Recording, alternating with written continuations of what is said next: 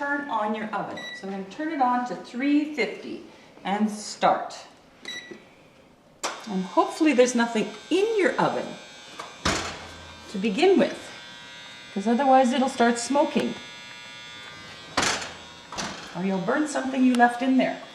Okay, the second step is we're going to take all this chicken that we bought. It was all on sale, which is a great deal.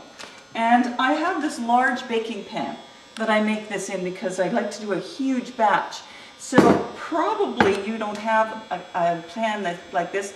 So I would suggest going to the grocery store, and they have some great foil pans that you can use.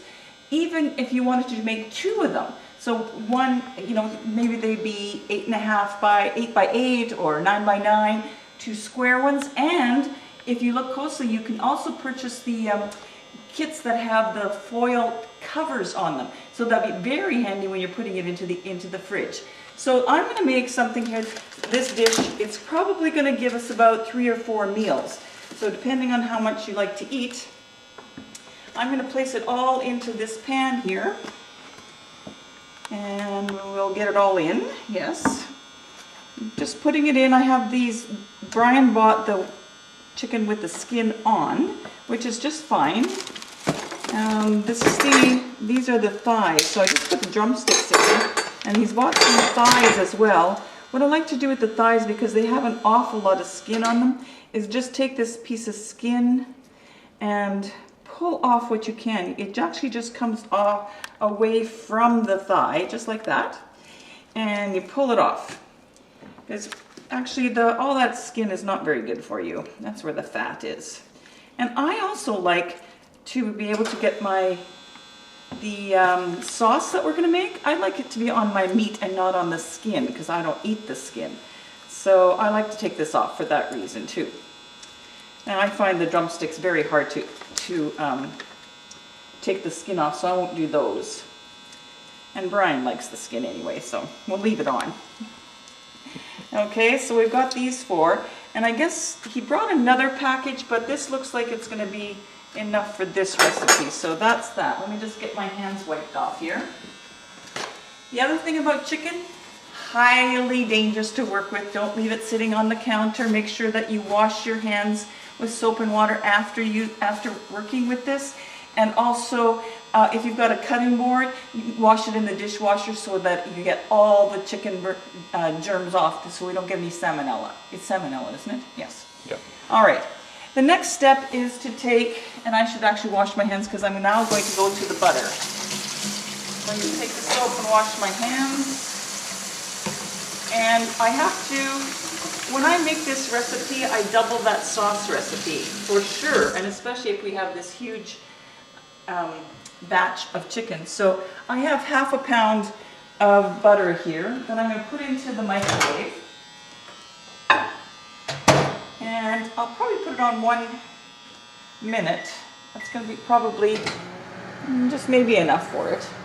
I'm going to melt it. And I'm going to do a double batch of the sauce, because all I have is enough to make 2 batches, because that's how much honey I have. Okay, so I'm going to get a bowl out to put all of this in so I can mix it.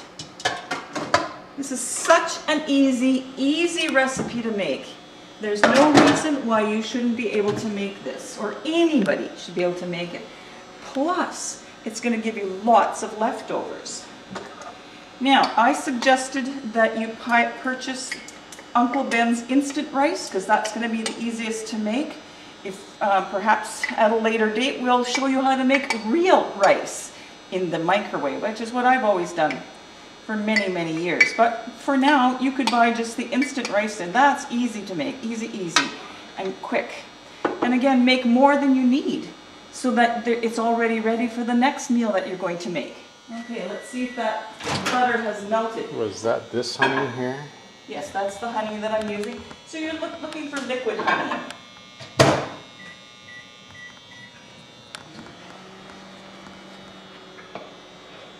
And something like this is probably going to make you 3 times the recipe of the sauce, a container like this. All right, now we've got our butter all melted. So we're going to pour that into the bowl. I've already got the honey in there. I'm going to pour the butter in. And then I have to put in some Dijon mustard. Yes, this is. So always make sure you buy a big jar of this, because you're going to want to make more, and that little jar just doesn't seem to have enough in it. So I actually need half a cup of Dijon mustard. So I'm going to just put it into here, scoop it into this mixing jar. Half a cup. I have a little bit more than half, so maybe I won't put it all in there. Okay.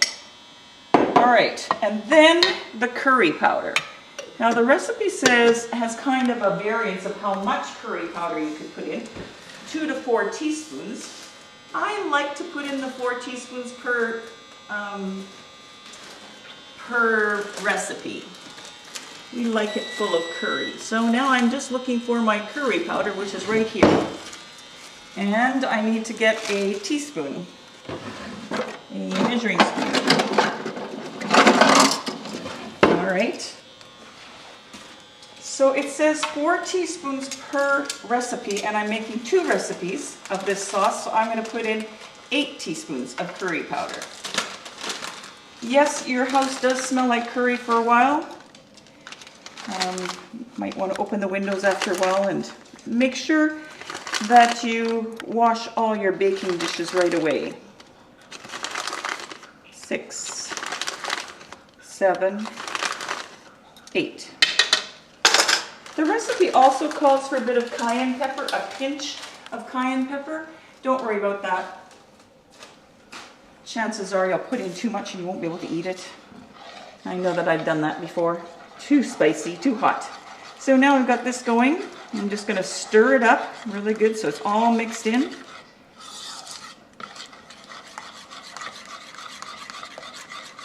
Oh, it smells amazing.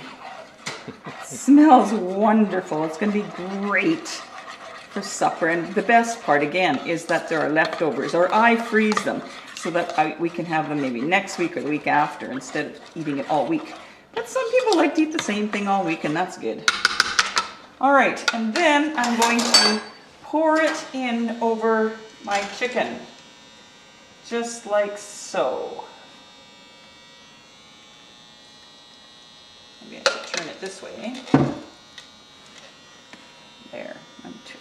And you see this double recipe already covers the chicken, so that's good. And Buddy thinks this smells pretty tasty too, but then he likes all garbage. All right, so now what I do is I just take this and I move the chicken around so that they get all covered up with this curry sauce. And so it gets, oh, it's going to be fantastic. It's going to be just delicious. Now, this is probably the easiest recipe you can make. Even easier than scrambled eggs, because it's hard to make go wrong with this. All right, so now I've got it all in there. Everything's covered, and I moved it around a little bit. Sometimes it's good to just lift them a little bit because the sauce doesn't get underneath the chicken unless you actually lift it up. So I lift it up and let the sauce run underneath each piece as well. And that helps so that they all get the great goodness of that curry. All right. And that is that. So I'm going to put it in the oven now, and because it is ready for 350. And it says to leave it in here for 20 minutes and then take it out and turn the pieces over and do it for another 20 minutes. I probably would do it a little bit longer, maybe 30 minutes, but that really is dependent on your stove. So put the timer on for 20 minutes to begin with. 5, 10, 15, 20. I'm going to start it, and at 20 minutes I'm going to take a look. Maybe I'll turn it over and do the next side for 30 minutes. You just don't want it to be red inside, and you want to be able that chicken to be totally done, to be falling off the bones. So that is the honey mustard chicken. Nothing could be easier than honey mustard chicken. Great. All right, so now the buzzer rang at 20 minutes. So I'm going to look at it and I'm going to turn them actually. So this is what they look like at about 20 minutes.